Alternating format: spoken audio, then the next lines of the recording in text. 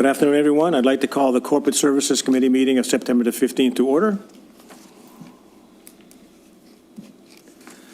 Grimsby is situated on treaty land. The land is steeped in the rich history of the First Nations, such as the Hattamarank, the Haudenosaunee, and the Anishinaabe, including the Mississauga of the Credit First Nation. There are many First Nations, Métis, and Inuit people from across Turtle Island that live and work in Niagara today. The regional municipality of Niagara and Grimsby stands with all Indigenous people, past and present, in promoting the wise stewardship of the lands on which we live. Are there any disclosures of any type of interest? None? Can I get a mover and seconder to approve the agenda? Mayor Jordan, Councillor Vardy, I think. Resolved that the agenda for the September 15 Corporate Services Committee meeting be approved. All in favor? It's carried. Can I get a mover and seconder to receive the previous minutes? Councillor Vardy, Councillor Howe. Resolved that the following minutes be received. The Corporate Services Committee, June 16th, 2025. Joint File Services Advisory Committee, August 13th, 2025. Grimsby Downtown Business Improvement Area Board meeting, September 20, 2025. All in favor? That's carried. There are no delegations. There are no consent reports. We do, however, have some discussion reports. The first discussion report is ITSI 25-03, Fiber Services Contract Renewal. Can I get a mover and seconder to get the report on the floor for discussion? Councillor Howe, Councillor Vardy. Philip, I turn the floor to you. Thank you, Chair.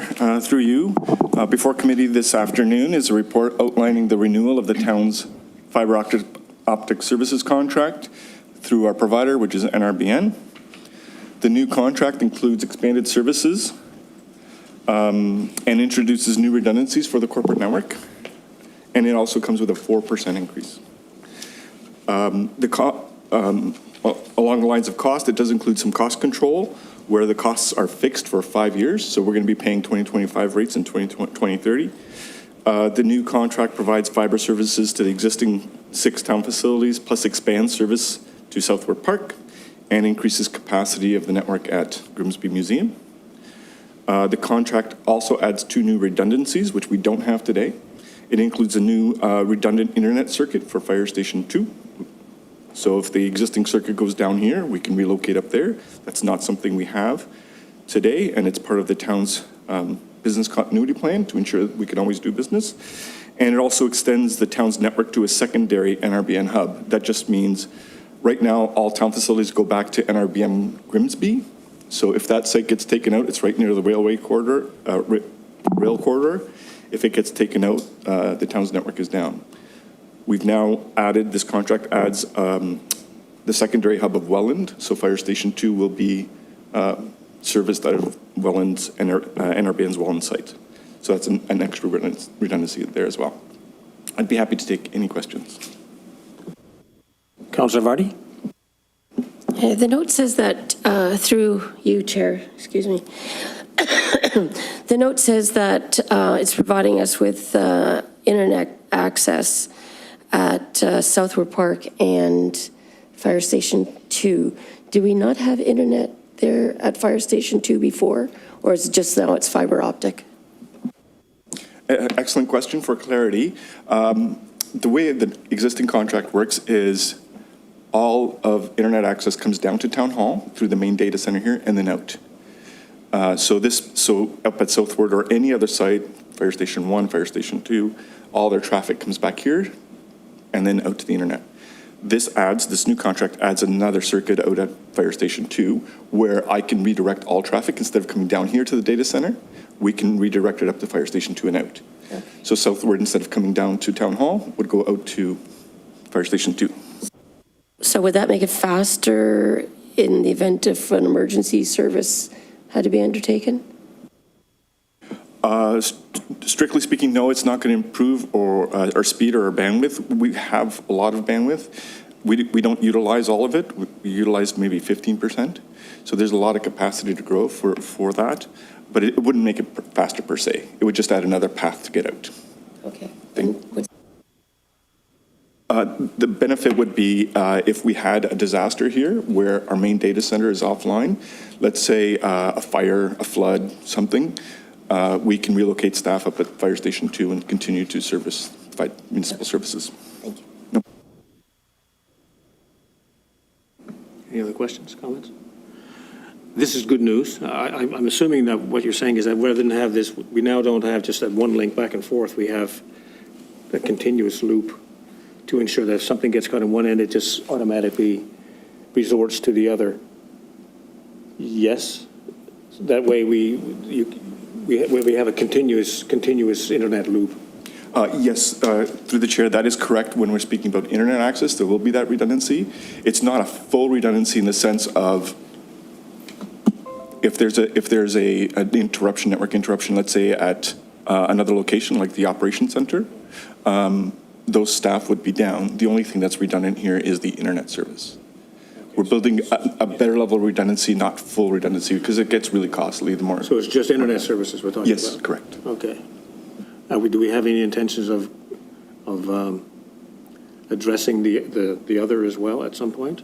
I mean, because that's important too. If operations doesn't have a redundancies built in, then that's going to be a bit of an issue, potentially. I'm sure you're looking at it, but is there a plan in place for that?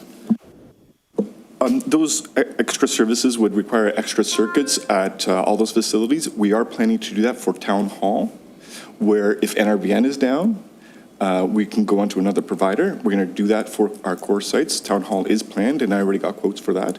At this time, I'm not doing that for the other sites because it can get expensive because essentially it's a second circuit that you're paying for and you're not using. You use it once every, hopefully never, but once there's a disaster. So we are planning that level that your chair is describing at Town Hall, definitely, within the next 6 months. Thank you, Philip. Okay, no other questions? Okay. Resolve the report ITSI 25-03 fiber services contract renewal dated September 15, 2025 be received, and 1, that the corporate services recommends council authorize the mayor and town clerk to renew the agreement with Niagara Regional Broadband Network for fiber connectivity services for the corporation of the town of Grimsby for a period of 5 years at an annual cost of $51,308.40. All in favor? It's carried. Second discussion report is BYL, bylaw 25-04, administrative monetary penalties. Can I get a mover and seconder to get the report on the floor for discussion? Mayor Jordan, Councillor Howe.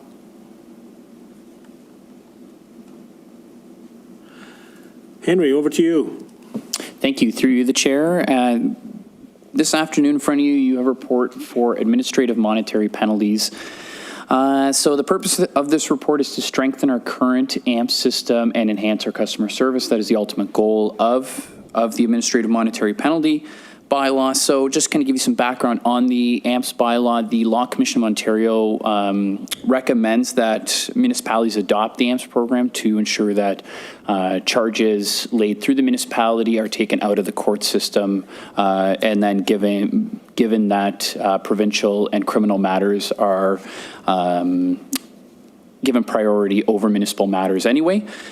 So what is AMPS? AMPS is an option for municipalities to issue penalties to either vehicles and or property owners or an individual. So this we can use for parking and non-parking matters. So for example, if somebody fails to cut their grass, it would be issue them essentially a ticket that they would be in violation of the bylaw.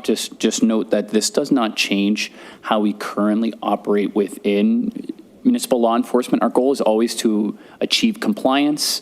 This is just another tool in our tool belt, essentially, and then instead of going forward through the provincial court system, we're using our internal AMP system, and all the funds generated through that stay within the municipality rather than going to the region. So some of the benefits of the AMPS program, it allows these matters to resolve faster. So an individual does have that opportunity to dispute their penalty notice to the municipality within 15 days. Generally, we are seeing those disputes heard by the first step in the dispute, which is a review by a screening officer, within about a week or two. So that gives that individual, while the information is still fresh, to come forward to the municipality to be able to explain. And then that screening officer has that ability to either cancel the ticket if they tried to take all necessary steps to avoid the violation, reduce the penalty itself to meet either financial needs or even extend that time frame of payment to that individual to ensure that we have that proper review of each individual person's personal situation. And then if they're unsatisfied with that, they can then go to the hearing officer, which the hearing officer is currently under contract with the municipality. So this screening hearing process is already in place for our parking penalties. And basically rejuvenating our bylaw number 1886, which is our previous AMPS bylaw, and then combining our AMPS bylaw on the parking side, it allows us to put it into one formal bylaw instead of having it in two different places, so it's the same dispute process. This then strengthens the wording within the AMPS bylaw itself and allows us to complete that necessary review of the penalties itself for each individual offense under those bylaws.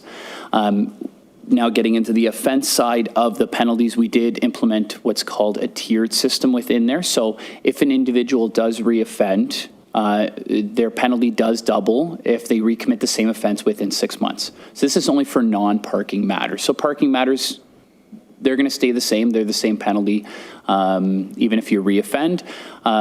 Just for due to the system being able to track that, it is easier on the non-parking side when we're dealing with individual property owners. So this aligns better with holding individuals accountable.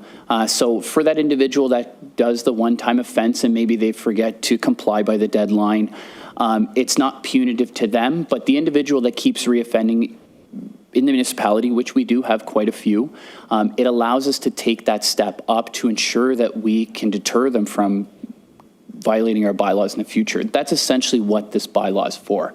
It's essentially to deter reoffending individuals within the town. So this has worked within the city of St. Catharines, who did implement the tier-based penalties. So the reoffending rate had dropped by almost 80% in that fact. So this is where we're able to hold people accountable. We're able to solve the problems at the root issue, so that we're not going out for the same things day in, day out. So with that, we do have a number of bylaws that were affected by this change. A majority of them already had penalties under it through POA Part 1 wording, so that's essentially going through the court system. So we're just moving that over to the AMP system, and we're fully going to be dealing with these matters in-house instead of going to the court system. Going to the court system has legal impacts on the municipality by our costs and just time from the staffing perspective, just to drive to Welland Courthouse, just to have a summons signed.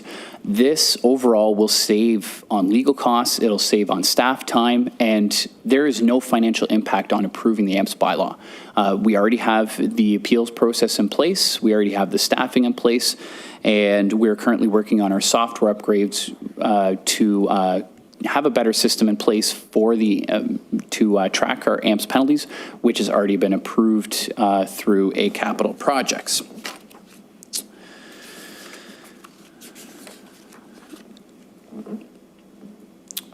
And then while the municipal law enforcement staff, we do make, again, I just want to stress again, that we do make every effort to try to gain compliance from property owners or individuals before issuing penalties. Our goal is not to give penalties willy-nilly. We want to make sure that we solve the problems at the root issue. This is just another tool in our tool belt, and then essentially benefits the entire town by lowering our legal costs itself, and then ensuring that we can get resolutions done quicker for complaints, and then have those properties either cleaned up and or resolved within a faster timeline versus our current state. At this current time, I'll take any questions if you have any.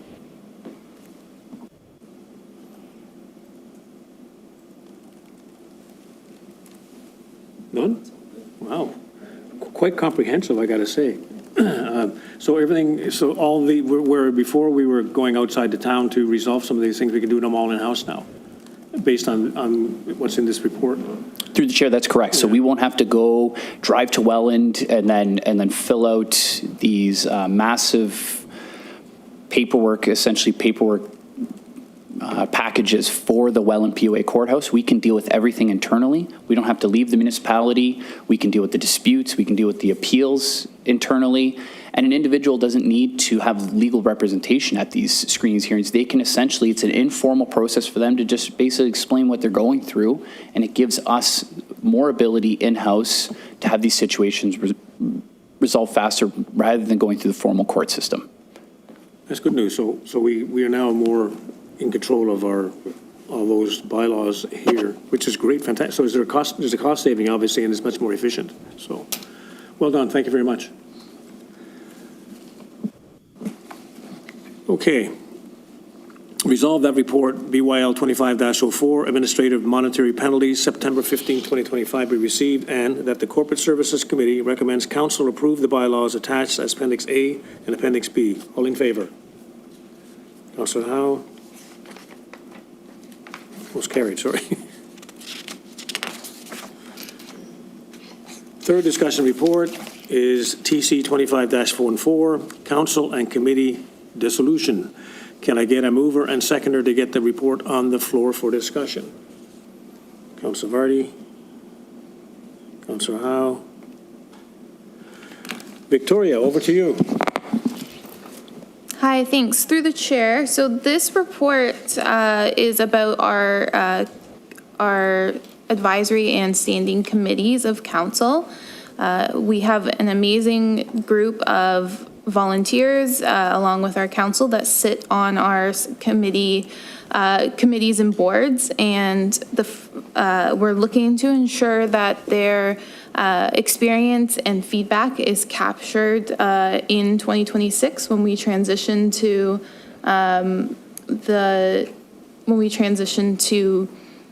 election time and then the next term of council. So this report outlines a proposed plan to dissolve or sunset our advisory committees at the end of April, allowing them a chance to present to their standing committees their lessons learned, their challenges, some opportunities they see for the next term. And then our standing committees end in June 2026, again, with the option to do a written report, and then we also have our chair's report to council. Any matters that come forward for July, August, September would go direct to council. And again, it's important to keep in mind some of what's driving this report is, of course, the 2026 municipal election. So the nomination period opens on May 1st. I'm happy to take any questions. There's a little more detail in there about some of our statutory and legislatively required committees that would continue until they're reappointed.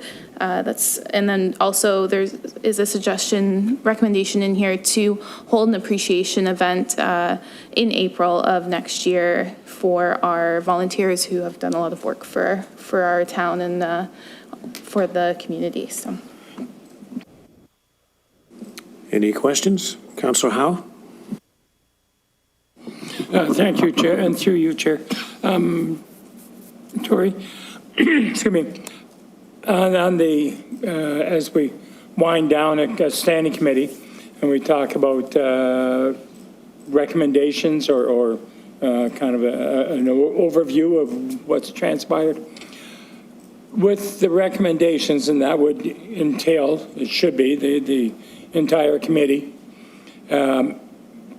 getting together and to do it as a group, I think.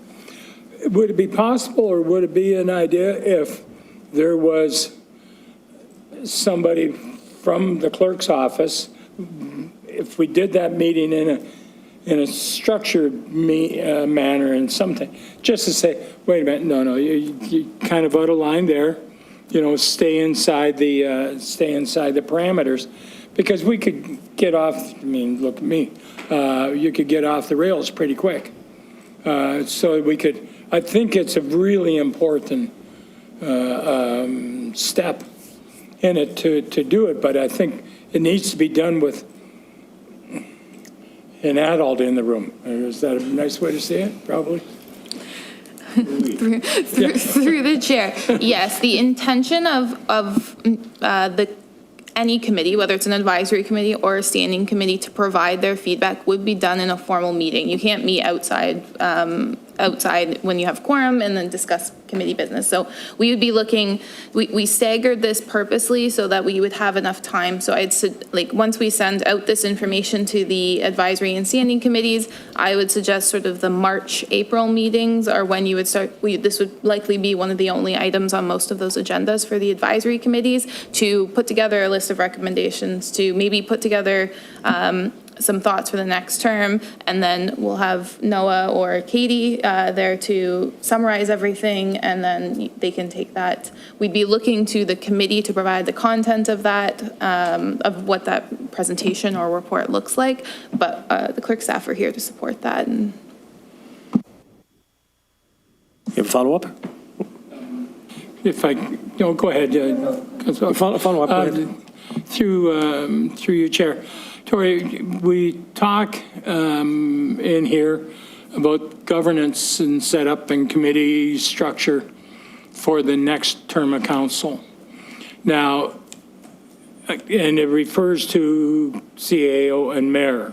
It kind of takes, but this isn't changing anything, or is this mayor's power coming in? Because I guess if it's mayor's power coming in, I have difficulty, because as much as I read that mayor's power, it keeps referring to provincial priorities. Okay, if it is a provincial priority. But the governance within the municipality certainly is, we deal with things that are a provincial priority. But is our governance, our own governance, not our business, and the province has got enough other issues in their priority quiver as it is. So I have a concern with that. And I think of this term, we were really slow coming out of the gun. We were, May or something, I think, before we finally came up with our committees.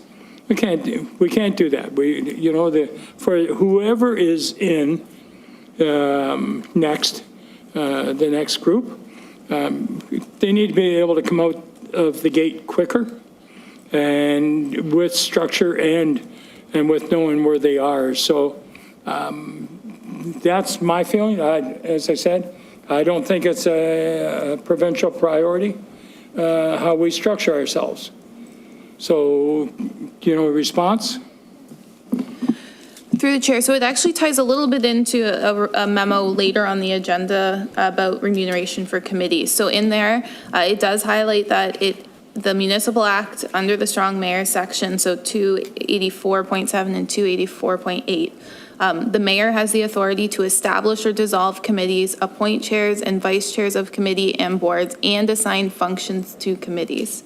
So it's important to remember, yes, the strong mayor powers is supposed to relate to the provincial priorities.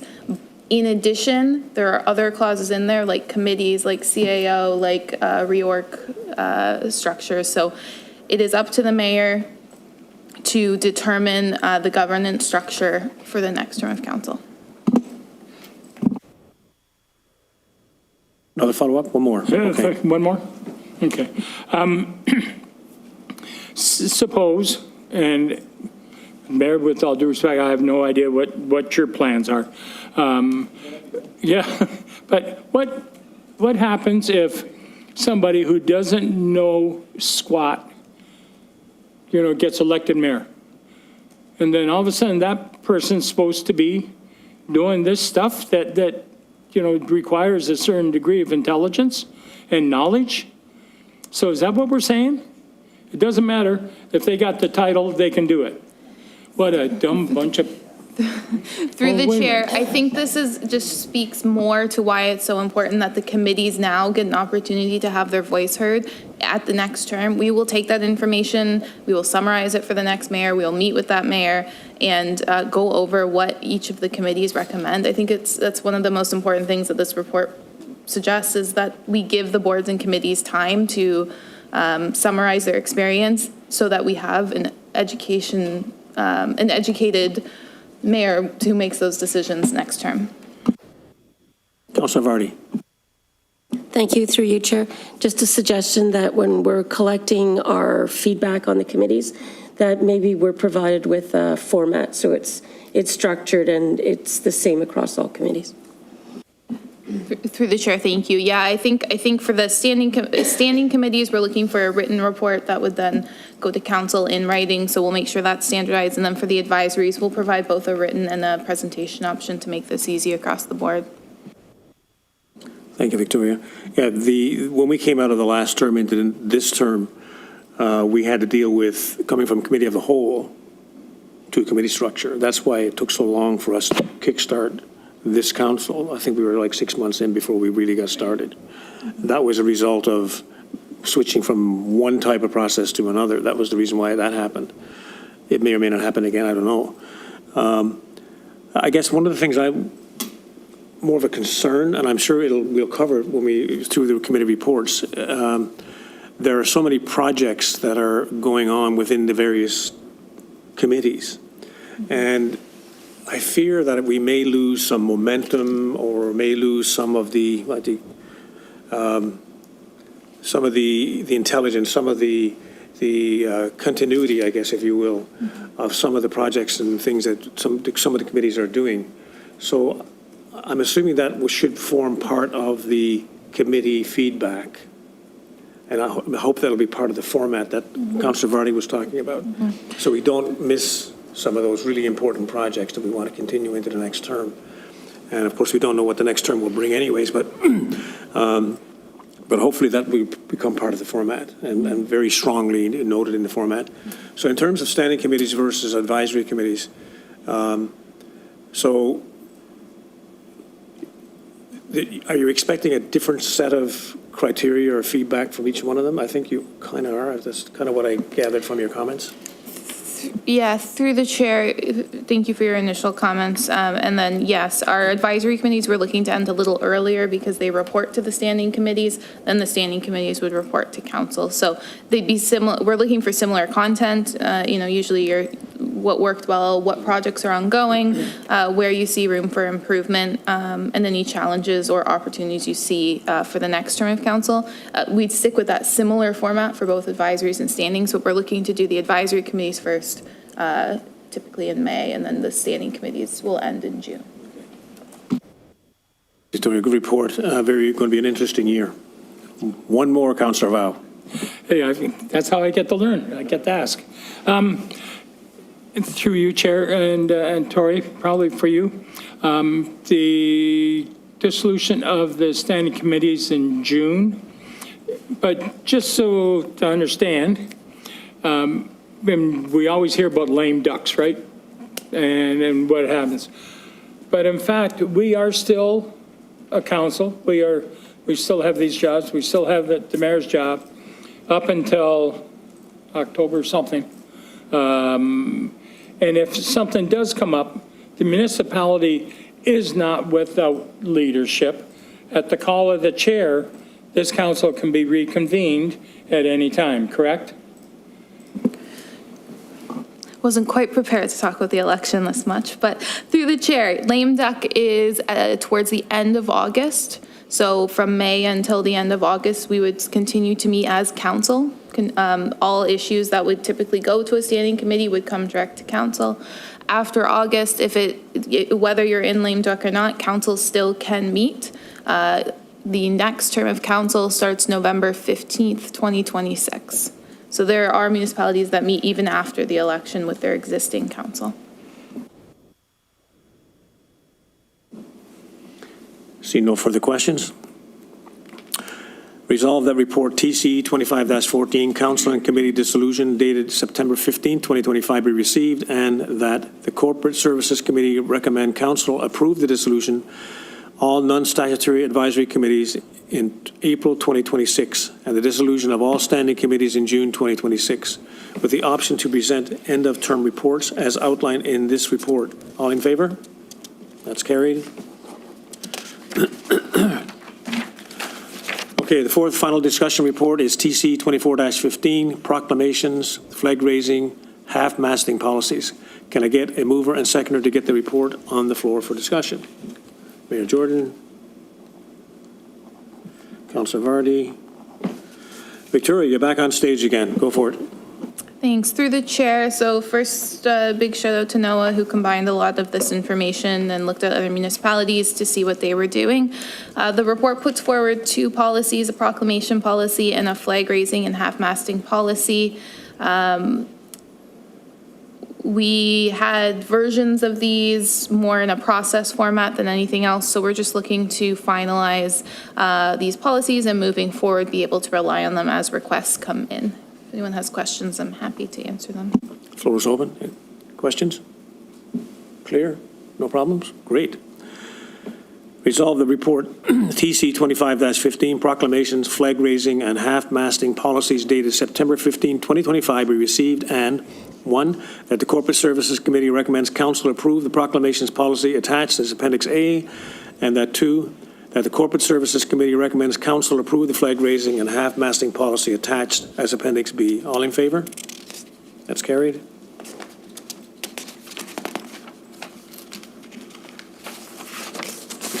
Victoria. Okay, under correspondence, we have a staff memorandum from the town clerk, Tori, regarding the remuneration of committee members. Can I get a mover and seconder to get that memorandum on the floor? Councilor Howe. Mayor Jordan. Victoria, you're back on stage again. It's been a busy day. Through the chair. Okay, so in August, we brought forward a report to council about remuneration for council. One of the amendments that came out of that was for staff to report back about remuneration options for committee members. The discussion was around, should committee members be paid like board members?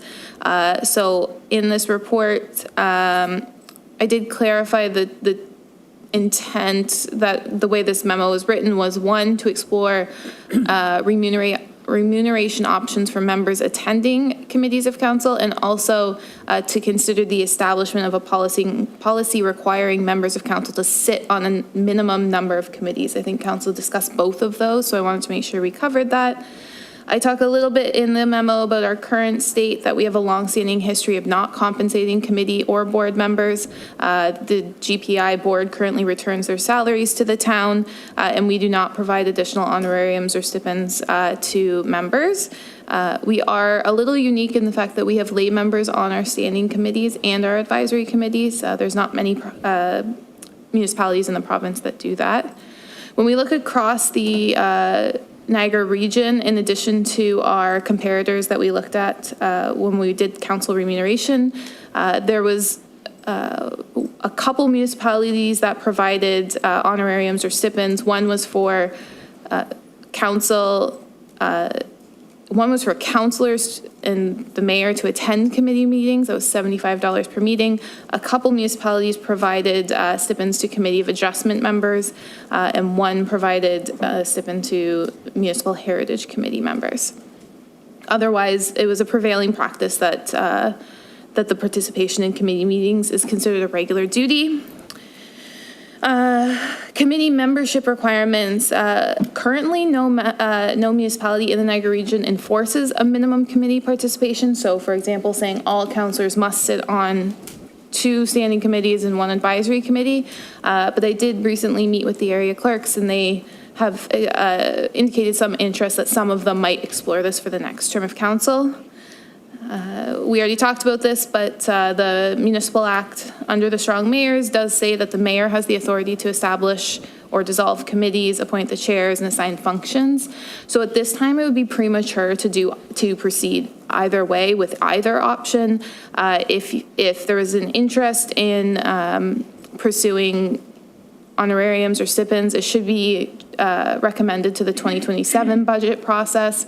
In addition, because we have those lay members on standing committees, we would need to look at it being equal for both council members and the committee members, so that provides an extra layer of complication. And then I hope to do this either way, is to establish a committees of council policy that we'd like to bring forward very early on in the next term of council, so likely December or January, saying, outlining how we create committees, which ones will be created, and if we could include a minimum number of committees that council members must sit on in there as well. So at this time, we're not recommending further action, but we're happy to keep this item on the radar and bring it forward early in the next term of council. Councillor Howe? Thank you, through you, Chair. Tori, the council policy, and there is 8 of us, plus 1, excuse me, Mayor. But do we participate, does this particular term of council, do we even participate in this? Or are we, just, yeah. So I think the way I envision it being approached right now is that the staff would create a committee of council policy that established a framework. So for example, it's typical that, an advisory committee gets created if they have a budget, if they have a staff advisor, if they meet all these criteria. I envision this policy outlining all of the criteria, and then the mayor would tell us which committees we're creating, and then that would come forward to council. So this is it's less about how councillors get selected to sit on committees and more about what's the framework to establish the committees, and specifically the governance structure, again, committee of the whole, standing committees, et cetera. Anyone else? So, Tori, we're kind of moving into unknown territory. So, because we have strong mayor's powers coming in, which is in effect, and will be in effect, obviously, next term. Right now, we have a committee structure, which we changed from even the last term and the term before that. So we have, the standing committees with lay members, which we never had before in some cases. And we have our advisory committees. Moving into the next term, that could all change. It could be a committee of the whole. It could be driven by the strong mayor's powers. So whatever we're talking about and doing today could totally really change 100% come the next term, right? Mm-hmm. That's how I see it. So it's almost like, I don't even know how we talk about this at this point in time, to be very honest with you. It's going to depend on who gets elected, who the mayor's going to be, and how they want to drive this town forward. So I guess we're kind of in no man's land, kind of. I don't know if you want to comment on that, but that's just my thoughts. Through the chair, yes, this was a difficult report to draft because at the end of the day, there's not much I think we can do right now unless something was going to be changed. And given that we just approved that standing and advisory committees will sunset in the next 6-9 months, I'm not sure that now is the time to make these changes, but it's again, going back to that previous report, it's going to be important for the committees to provide their feedback so that it will inform how our committee structure looks for the next term of council. Thanks, Tori. Okay. Seeing no further questions. Resolved that the memorandum regarding remuneration for committee members be received for information. All in favor? And that's carried. Any other business? Seeing none. Next meeting is to be held at the call of the chair. We'll let you know when that's going to be. And that is it. The meeting is adjourned. Thank you very much for attending and have a great day. Thank you.